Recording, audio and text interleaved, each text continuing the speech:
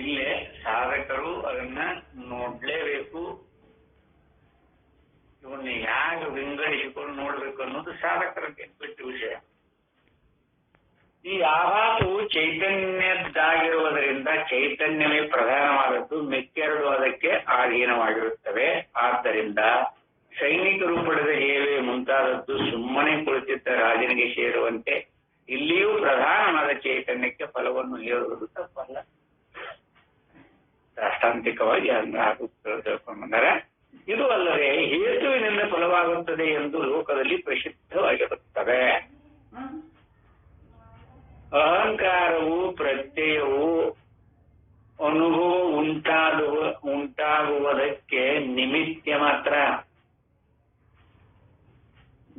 ಚೈತನ್ಯವು ಅನುಭವ ರೂಪವಾಗಿ ಇರುತ್ತದೆ.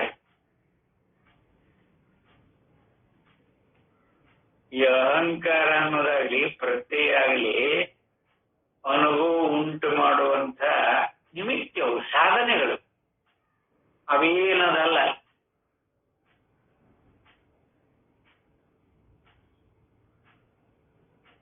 ಪಾಯಸ ಮಾಡುವ ಪಾತ್ರೆ ಪಗಡಿಗಳ ಏನದವಲ್ಲ, ಅದು ಯಾವುದು ನಮ್ಮಲ್ಲಿ ಪಾಯಸ ಮಾಡ್ಯಾರ ಅಂತ ಗೊತ್ತಿಲ್ಲ. ಅದಕ್ಕೆ ಅದನ್ನೇನು ಗುಂಜಿಸುವುದಿಲ್ಲ. ಅದು ಸಹಕಾರ, ಅವು ನಿಮಿತ್ಯ, ಅವು ಸಹಕಾರಿ ಕಾರಣಗಳು ಅಂತ ಕರೀತಾರ. ಅವೇನು ಪ್ರಯೋಜನ ಇಲ್ಲ, ಬನ್ನಿ ಮಾಡೋದು ಕಷ್ಟ ಪ್ರಯೋಜನ. ಅವನು ಬಳಸಿಕೊಂಡ. ಅದಕ್ಕೆ ಯಥಾರ್ಥವಾಗಿ ಅವು ನಿಮಿತ್ತವಾಗಿರುತ್ತವೆ. ಆದ್ರೆ ಚೈತನ್ಯ ಹಂಗಲ್ಲ. ಚೈತನ್ಯವು ಅನುಭವ ರೂಪವಾಗಿಯೇ ಇರುತ್ತದೆ. ಚೈತನ್ಯ ಅನುಭವ ಇವೆರಡನ್ನು ವಿಂಗಡಿಸಿಕೊಂಡು ನೋಡ್ರಿ, ಗೊತ್ತಾಗತ್ತೆ. ಚೈತನ್ಯ ಅಂದ್ರೆ ಅನುಭವ, ಅನುಭವ ಅಂದ್ರೆ ಚೈತನ್ಯ. ವಿಂಗಡಿಸಕ್ಕೆ ಬರೋದೇ ಇಲ್ಲ.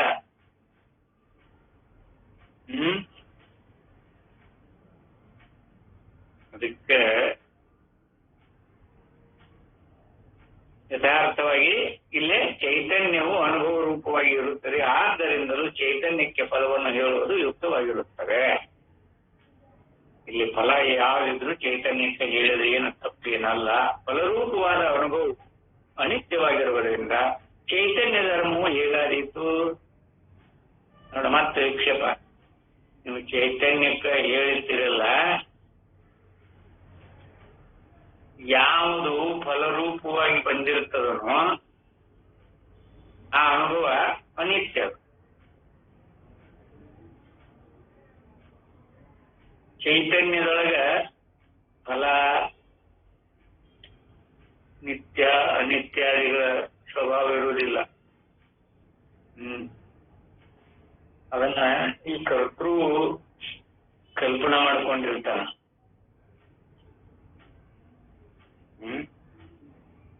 ಇದನ್ನ ಆ ಕರ್ತೃ ಕಲ್ಪನಾ ಮಾಡ್ಕೊಂಡಿರ್ತಾನ ಯಥಾರ್ಥವಾಗಿ.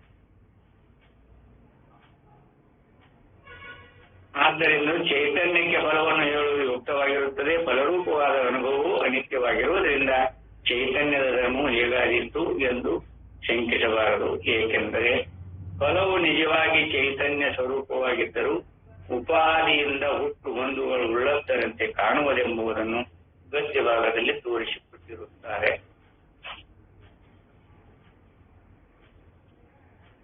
ಅದಕ್ಕೆ ದೃಷ್ಟಾಂತ ಕೊಡ್ತಾರೆ ನೋಡ್ರಿ.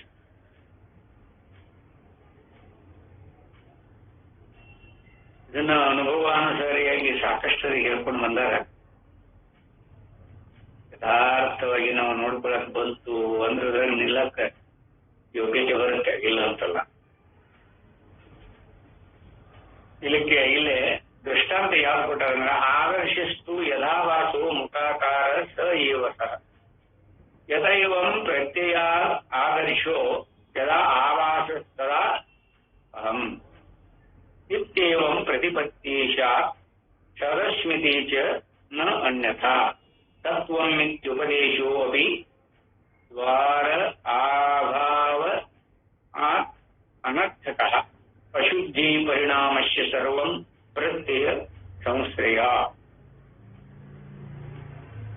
ಹೇಗೆ ಕನ್ನಡಿ ಕನ್ನಡಿಯಲ್ಲಿ ಯಾವುದರ ಆಭಾಸವಿರುವುದೋ ಆ ಮುಖದ ಆಕಾರವು ತಾನು ಅದೇ ಆಗಿರುವುದು. ಹಾಗೆ ಪ್ರತ್ಯಯವೆಂಬ ಕನ್ನಡಿಯಲ್ಲಿ ಯಾವುದರ ಆಭಾಸವಿರುವುದೋ ಆ ಚೈತನ್ಯವು ತಾನು ಅದೇ ಆಗಿರುವುದು.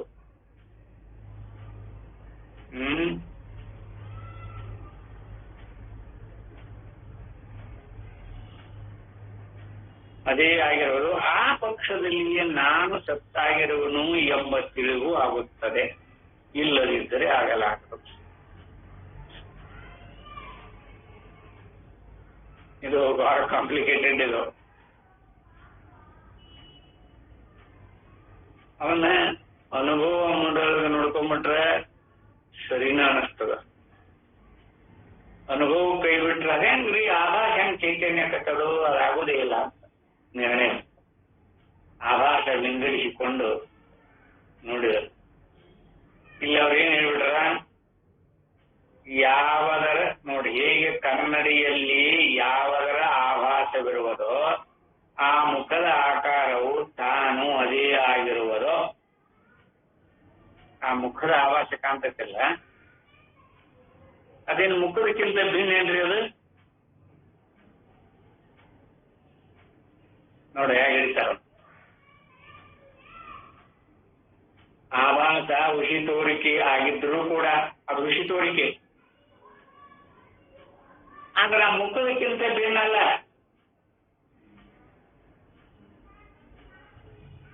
ಇದನ್ನ ಅನುಭವದ ಹಿಡಿಯುವ. ಮುಖದಕ್ಕಿಂತ ಭಿನ್ನ ಅಲ್ಲದು, ಆ ತೋರಿಕೆ ಸತ್ಯ ಅಲ್ಲ, ಅದು ವ್ಯವಹಾರ, ಅದು ಆಭಾಸ. ತೋರಿಕೆ ಸತ್ಯ ಅಲ್ಲ. ಆದ್ರೆ ಅದು ಮುಖದಕ್ಕಿಂತ ಭಿನ್ನಲ್ಲ. ಈ ತತ್ವ ಗೊತ್ತಾತಂದ್ರೆ ನಾನು ಸತ್ತಾಗಿರುವೆನು ಎಂಬ ತಿಳಿವು ಆಗುತ್ತದೆ.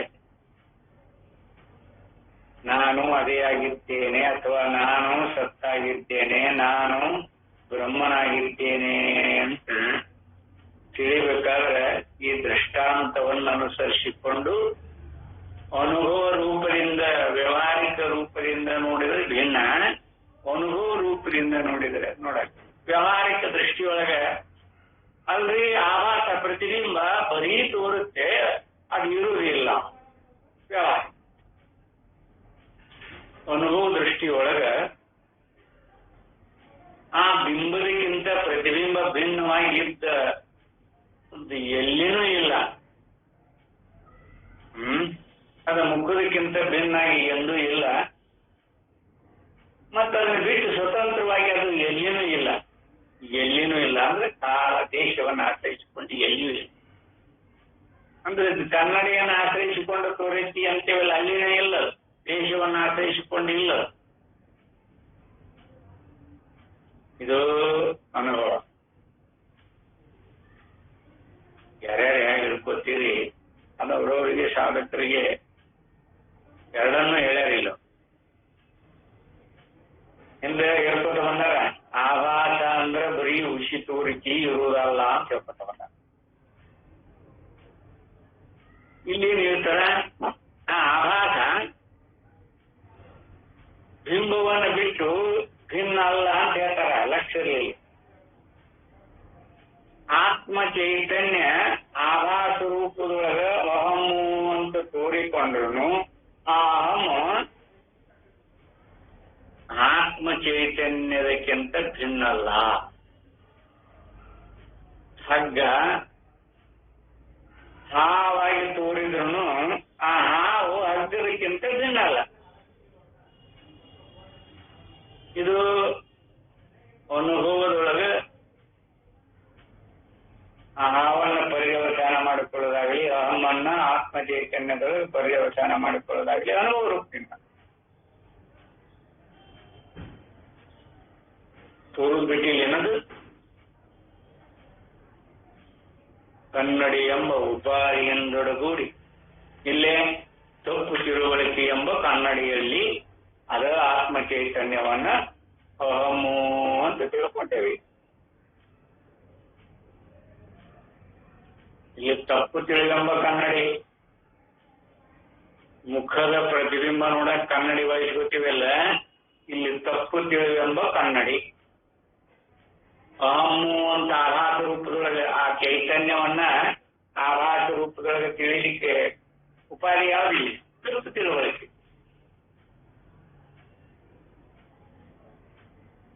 ತಪ್ಪು ತಿಳುವಳಿಕೆಯನ್ನ ನಾವು ಅಂತ ಗೊತ್ತಾಗಿದೆ, ಯಥಾರ್ಥ ತಿಳುವಳಿಕೆಯಿಂದ ಇದು ಹಗ್ಗ ಅಂತ ಗೊತ್ತಾಗೈತಲ್ಲ. ಅಲ್ಲಿ ಹಾವ್ ಅಂದ್ರನ ಹಗ್ಗ, ಹಗ್ಗ ಅಂದ್ರನ ಹಾವ್. ಅಲ್ಲಿ ಯಥಾರ್ಥವಾಗಿ ಬರೀ ತಿಳುವಳಿಕೆ ಅಷ್ಟ ತಪ್ಪಾಗೈತಿ. ಇಲ್ಲಿನೂ ಹಂಗ. ಈಗ ಅನುಭವ ರೂಪದಿಂದ ನೋಡಕ ನಾನು ಸತ್ತಾಗಿರುವೆನು ಎಂಬ ತಿಳಿವು ಆಗುತ್ತದೆ.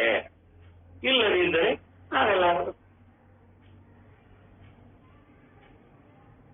ನಾವು ಆಭಾಸನ್ನ ಹೇಗೆ ತಿಳ್ಕೊಂಡೀವಿ, ಅದರ ಕ್ರಿಯಾ ಕಾರ್ಯಗಳೇನು, ಮತ್ತ ಅರಸನಿಗೆ ಅವೇನು ಕ್ರಿಯಾ ಕೂಟಸ್ಥನಾಗಿರುವಂತ ಆತ್ಮನಿಗೆ ಫಲ ಹೇಳ್ತೇವತ್ತ, ಅದು ಕರ್ತೃವಿನ ಭಾವದಿಂದೊಡಗೂಡಿ ವ್ಯವಹಾರಿಕ ದೃಷ್ಟಿಯೊಳಗೆ ಹೇಳಿರುವಂತ ಶಬ್ದಾದಿಗಳು. ಕೂಟಸ್ಥ ಆತ್ಮ ಸ್ವರೂಪದೊಳಗೆ ನಿಂತವ್ರಿಗೆ ಅಲ್ಲಿರು, ಜಿಜ್ಞಾಸ ಮಾಡೋರಿಗೆ ಫಲ. ಅವನ ದೃಷ್ಟಿಯೊಳಗೆ ಇಲ್ಲ. ಜ್ಞಾನಿಗೆ ಯಾವ್ದು ಫಲ ರೀ? ಅಲ್ಲಿಗೆ ಹೋದ್ವಿ ಅಂದ್ರೆ ಅದು ಸುಪ್ರೀಂ. ಅದು ಮತ್ತೆ ಹೊಳೆ ಏನು ಮತ್ತೊಂದನ್ನು ಇರುವುದಿಲ್ಲ ಅಲ್ಲಿ.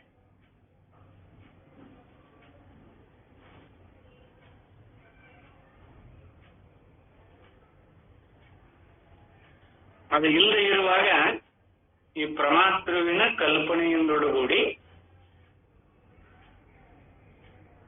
ಅದೇ ಅಹಮ್ಮಿನ ಚಿದಾಭಾಸ. ಅದಕ್ಕೆ ಫಲ ಹೇಳಿ ಬರುವುದಿಲ್ಲ ನೋಡಿ. ಅಹಂಕಾರ ಮತ್ತು ಪ್ರತ್ಯಯಗಳು ಜಡ. ಇವುಗಳನ್ನು ಉಪಾಧಿಯನ್ನಾಗಿಟ್ಟುಕೊಂಡು ಚೈತನ್ಯಕ್ಕೆ ಫಲ ಹೇಳ್ತ. ಕ್ರಿಯಾ ಕಾರ್ಯಗಳು ಇದರೊಳಗೆ ಜರುಗಿದ್ರು ಕೂಡ ಫಲ ಮಾತ್ರ ಅದಕ್ಕೆ ಹೇಳ್ತಾರೆ. ಅದೇನು ತಪ್ಪಲ್ಲ ಅಂತ ಹೇಳ್ತಾರೆ ಶಾಸ್ತ್ರಕಾರ. ಯಾಗ ಅರಸನಿಗೆ ತಾನೇನು ಮಾಡದ ಅರಮನೆಯೊಳಗೆ ಕೂತಿದ್ರು ಜಯ ಅವಾಗತ್ತಲ್ಲ, ಅವನ ಹೆಸರು ಬರ್ತು. ಹಾಗ ಇಲ್ಲೇ ಕನ್ನಡಿಯಲ್ಲಿ ಮುಖದ ನೋಡಿ, ಆಗ ಅದೇ ನೀನು ಎಂಬ ಉಪದೇಶಕ್ಕೂ ದ್ವಾರವಿಲ್ಲದ್ದರಿಂದ ವ್ಯರ್ಥವು. ನಾನು ಸತ್ತಾಗಿರುವೆನು ಎಂಬ ತಿಳಿವು ಆಗುತ್ತದೆ. ಇದು ಇಲ್ಲದಿದ್ದರೆ ಆಗಲಾರ. ಯಾವ್ದಿಲ್ಲದಿದ್ರೆ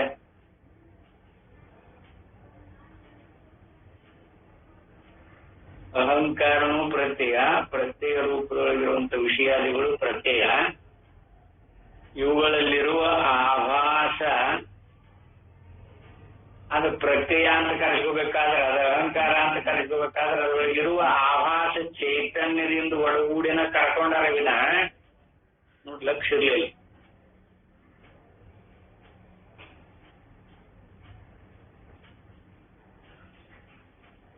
ಏನಾರ ಕಲ್ಪನಾ ಮಾಡ್ಕೋಬಾರ್ದು ಶಾಸ್ತ್ರದೊಳಗೆ. ಅದಕ್ಕೆ ಅದರ ದ್ವಾರ ಅದು ಇಲ್ಲದಿದ್ರೆ ನೀನು ಎಂಬ ಉಪದೇಶಕ್ಕೂ ದ್ವಾರವಿಲ್ಲದ್ದರಿಂದ ವ್ಯರ್ಥವು. ನೀನು ಅದೇ ಆಗಿದ್ದೀಯಾ, ಅದೇ ನೀನಾಗಿದ್ದೀಯಾ ಅಂತ ಹೇಳ್ಕೊಂಬ ತತ್ವಮಸಿ ವಾಕ್ಯದ ಬಿಡಿಸಕತ್ತಲ್ಲ. ನೀನು ಎಂಬ ಉಪದೇಶಕ್ಕೂ ದ್ವಾರವಿಲ್ಲದ್ದರಿಂದ ವ್ಯರ್ಥವು. ಅಲ್ಲಿ ಹೇಳ್ತಾ ನೋಡ್ರಿ, ಕನ್ನಡಿಯಲ್ಲಿ ಮುಖದ ಪ್ರತಿಬಿಂಬವಿರುತ್ತದೆ ಹೊರತು ಮುಖವಿರುವುದಿಲ್ಲ. ಇದನ್ನು ಕ್ಲಿಯರ್ ಆಗಿ ಬಿಡಿಸ್ತಾರೆ. ಕನ್ನಡಿಯಲ್ಲಿ ಮುಖದ ಪ್ರತಿಬಿಂಬವಿರುತ್ತದೆ ಹೊರತು ಮುಖವಿರುವುದಿಲ್ಲ. ಆದರೂ ಪ್ರತಿಬಿಂಬದ ಮೂಲಕವಾಗಿ ಮುಖವು ಹೀಗಿದೆ ಎಂದು ತಿಳಿಯುವರು ಅಲ್ಲವೇ? ಮುಖ ಇರುವುದಿಲ್ಲ, ಕನ್ನಡಿಯೊಳಗೆ ಮುಖ ಇರುವುದಿಲ್ಲ. ಆದರೂ ಆ ಪ್ರತಿಬಿಂಬದ ಮೂಲಕ ಮುಖವು ಹೀಗಿದೆ ಎಂದು ತಿಳಿಯುವರು. ಹೀಗೆ ಪ್ರತ್ಯಯದಲ್ಲಿ ತೋರುವ ಚಿತ್ ಆಭಾಸದ ಮೂಲಕ ಚೈತನ್ಯವು ಇಂಥದ್ದು ಎಂದು ತಿಳಿದುಕೊಳ್ಳುವೆವು.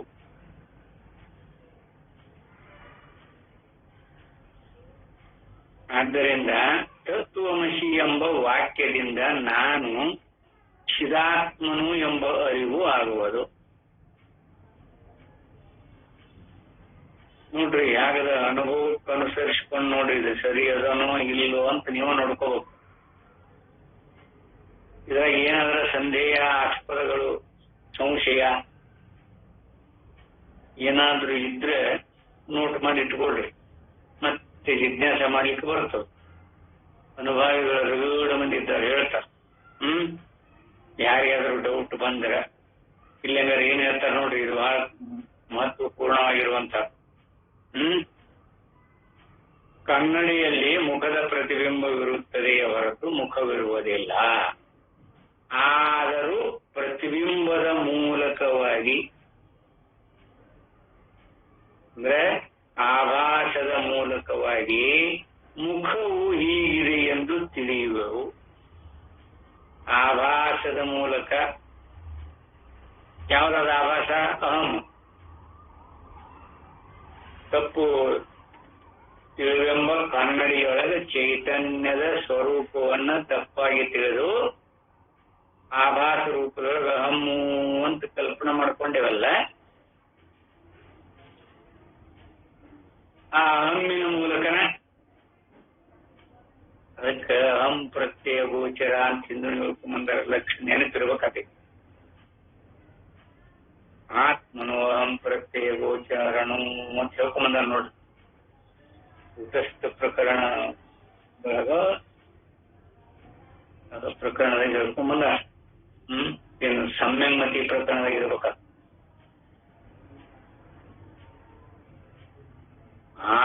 ಅಹಂ ಪ್ರತ್ಯಯ ಗೋಚರನು ಆತ್ಮ ನೋಡಲ್ಲಿ ಎಲ್ಲ ಪ್ರತಿಪಾದನೆ ಮಾಡಿರ್ತಾರೆ.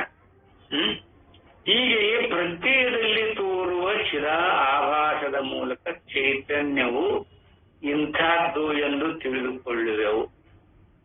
ಆದ್ದರಿಂದ ತತ್ವಮಸಿ ಎಂಬ ವಾಕ್ಯದಿಂದ ನಾನು ಚಿದಾತ್ಮನು ಎಂಬ ಅರಿವು ಆಗುವುದು.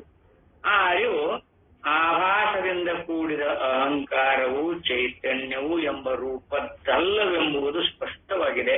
ಇದು ಬಹಳ ಮಹತ್ವ.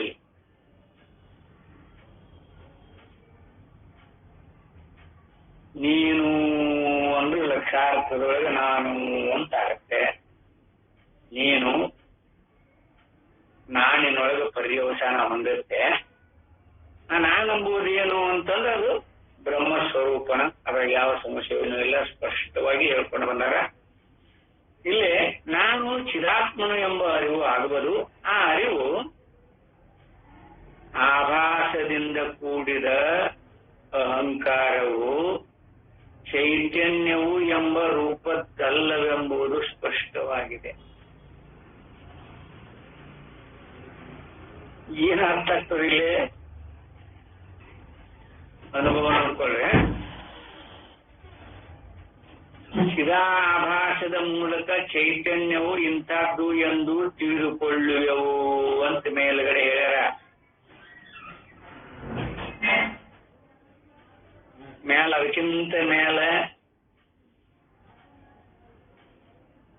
ಕನ್ನಡಿಯೊಳಗ ಮುಖದ ಪ್ರತಿಬಿಂಬ ಇರ್ತೈತೆ ವಿನಃ ಮುಖ ಇರುವುದಿಲ್ಲ ಅಂತ ಹೇಳ್ಯಾರ. ಅವೆರಡನ್ನೂ ಸಮನ್ವಯ ಮಾಡಿಕೊಂಡು ಅನುಭವ ನೋಡಿಕೋಬೇಕು. ಇಲ್ಲಿನೂ ಈ ಪ್ರತ್ಯಯದೊಳಗ ತೋರುವಂತ ಚಿದಾಭಾಸದ ಮೂಲಕ ಚೈತನ್ಯವು ಇಂಥದ್ದು ಎಂದು ತಿಳಿದುಕೊಳ್ಳುವೆವು. ಆ ಕನ್ನಡಿಯೊಳಗಿನ ಪ್ರತಿಬಿಂಬವನ್ನ ಅನುಕರಣೆ ಮಾಡಿಕೊಂಡು ಮುಖ ಹೀಗಿರುತ್ತೆ ಅಂತ ಜ್ಞಾನ ಆಗ್ತೈತಲ್ಲ, ನನ್ನ ಮುಖ ಹೀಗಿದೆ ಅಂತ ಅನುಭವ ಆಗ್ತೈತಲ್ಲ. ಆಗ ಇಲ್ಲಿ ಚಿತ್ತದ ಆಭಾಸದ ಮೂಲಕ ಚೈತನ್ಯವು ಇಂಥದ್ದು ಎಂದು ತಿಳಿದುಕೊಳ್ಳುವೆವು. ಆದ್ದರಿಂದ ತತ್ವಮಸಿ ಎಂಬ ವಾಕ್ಯದಿಂದ ನಾನು ಚಿದಾತ್ಮನು ಎಂಬ ಅರಿವು ಆಗುವುದು. ಮುಂದೇನು ಹೇಳ್ತಾರೆ ನೋಡ್ರಿ ಅವರು. ಆ ಅರಿವು ಆಭಾಸದಿಂದ ಕೂಡಿದ ಅಹಂಕಾರವು ಚೈತನ್ಯವು ಎಂಬ ರೂಪದ್ದಲ್ಲವೆಂದು ಸ್ಪಷ್ಟ ಅರ್ಥವಾಗಿರುತ್ತದೆ. ಆ ಆಭಾಸ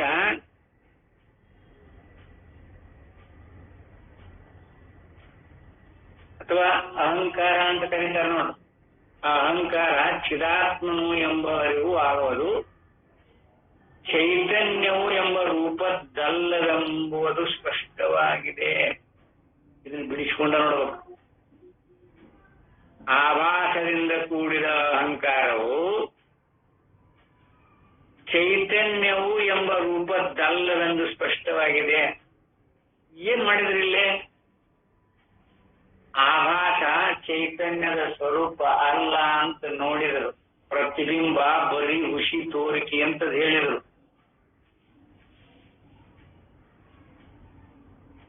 ಚೈತನ್ಯವು ಎಂಬ ರೂಪದ್ದಲ್ಲವೆಂಬುದು ಸ್ಪಷ್ಟವಾಗುತ್ತದೆ.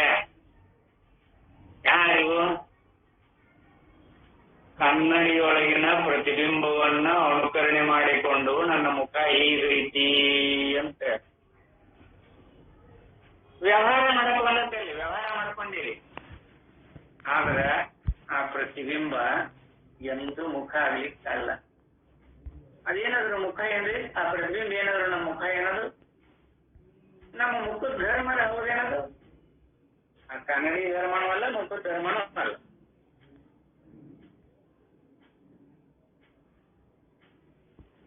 ಒಂದು ವೇಳೆ ಅದು ಮುಖದ ಧರ್ಮ ಆಗಿತ್ತು ಅಂದ್ರೆ ಮುಖವನ್ನು ಬಿಟ್ಟದು ಎಂದೆಂದೂ ಇರ್ತಿರ್ಲಿಲ್ಲ. ಆ ಧರ್ಮಾದಿಗಳನ್ನು ಬಿಟ್ಟು ಇರ್ಲಿಕ್ಕಾಗುವುದಿಲ್ಲ ಧರ್ಮಿಗೆ. ಅದಕ್ಕದು ಪ್ರತಿಬಿಂಬವಿರುತ್ತದೆ ಹೊರತು ಮುಖವಿರುವುದಿಲ್ಲ. ಸ್ಪಷ್ಟ ಹೇಳ್ಯಾರವರು. ಇಲ್ಲೇ ಚಿದಾಭಾಸ ಅಹಂಕಾರದಿಂದೊಡಗೂಡಿ ಚಿದಾಭಾಸ ತೋರುತ್ತಿದ್ದರೂ ಅದು ಚೈತನ್ಯವು ಎಂಬ ರೂಪದ್ದಲ್ಲವೆಂಬುದು ಸ್ಪಷ್ಟವಾಗುತ್ತದೆ. ಇಲ್ಲಿ ಪ್ರತ್ಯಯದಲ್ಲಿ ಚಿದಾಭಾಸವನ್ನು ಒಪ್ಪಿರುವುದರಿಂದ ಆಭಾಸವು ಆತ್ಮಜ್ಞಾನಕ್ಕೆ ದ್ವಾರವಾಗಿರುತ್ತದೆ. ಪ್ರತ್ಯಯದೊಳಗೆ ಚಿದಾಭಾಸವನ್ನು ಒಪ್ಪಿರುವುದರಿಂದ ಆಭಾಸವು ಆತ್ಮಜ್ಞಾನಕ್ಕೆ ದ್ವಾರವಾಗಿರುತ್ತದೆ. ಆಭಾಸ ಬರೀ ನಿಮಿತ್ತ, ವ್ಯಾವಹಾರಿಕ ದೃಷ್ಟಿ ಇದು ದ್ವಾರವಾಗಿರುತ್ತದೆ. ಅದು ಮಾರ್ಗವಾಗಿದ್ದು ಇದ್ದುಕೊಂಡಿದೆ ಅಂತ ತಿಳಿಯುವುದು ವ್ಯಾವಹಾರಿಕ ದೃಷ್ಟಿ, ಅನುಭವ ಅಲ್ಲ.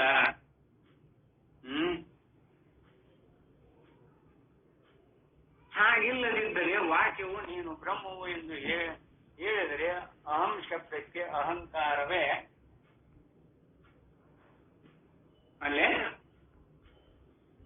ಇಲ್ಲದಿದ್ದರೆ ವಾಕ್ಯವು ನೀನು ಬ್ರಹ್ಮವು ಎಂದು ಹೇಳಿದರೆ ಅಹಂ ಶಬ್ದಕ್ಕೆ ಅಹಂಕಾರವೇ ಅರ್ಥವಾಗುವುದರಿಂದ ನಾನು ಬ್ರಹ್ಮವು ಎಂಬ ಅರಿವು ಉಂಟಾಗುವುದಕ್ಕೆ ಕಾರಣವೇ ಇಲ್ಲ. ನೋಡಿ ಎಷ್ಟು ಸ್ಪಷ್ಟವಾಗಿ ಹೇಳ್ಯಾರ.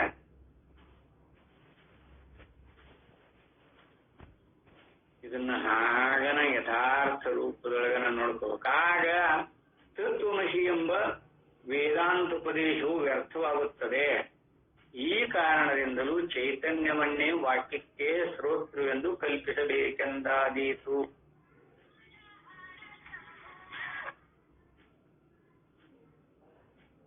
ಆದ್ದರಿಂದ ಇದನ್ನ ಯಥಾರ್ಥ ರೂಪದೊಳಗೆ